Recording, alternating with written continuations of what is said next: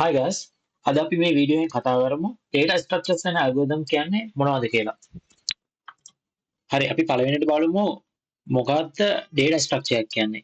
Simply කියනවා නම් computer එකක data organize කරන්න හරි store කරන්න හරි manage කරන්න හරි පාවිච්චි කරන විදිහක් තමයි අපි data structure එක කියන්නේ.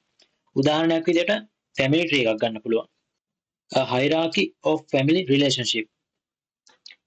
අපි දැන් බලමු මොකක්ද algorithm එක කියන්නේ කියලා. Simply algorithm එකක් කියන්නේ guys මොකක් හරි task එකක් හරි problem එකක් හරි solve කරන්න තියෙන step කීපයකට තමයි algorithm එකක් කියන්නේ.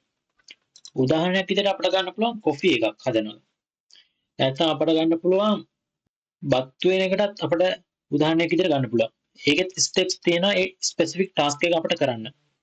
හරි guys දැන් අපි බලමු අපි data structures and algorithm ඇයි ඉගෙන ගන්න කියලා. පළවෙනියට write efficient and scalable code. අපට scalable and efficient code එකක් ලියන්න DSA use කරන්න පුළුවන්.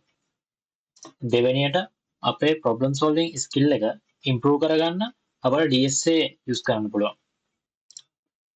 අපි මේ video series එකෙන් cover කරන්නේ basic data structures, big O notations, searching algorithms and sorting algorithms. So guys අද වීඩියෝෙන් අපි කතා කරා data structures කියන්නේ මොනවද? algorithm කියන්නේ මොනවද? ඇයි අපි මේවා පාවිච්චි කරන්නේ කියන එක. So guys අපි ඊළඟ වීඩියෝෙන් හම්බ වෙමු.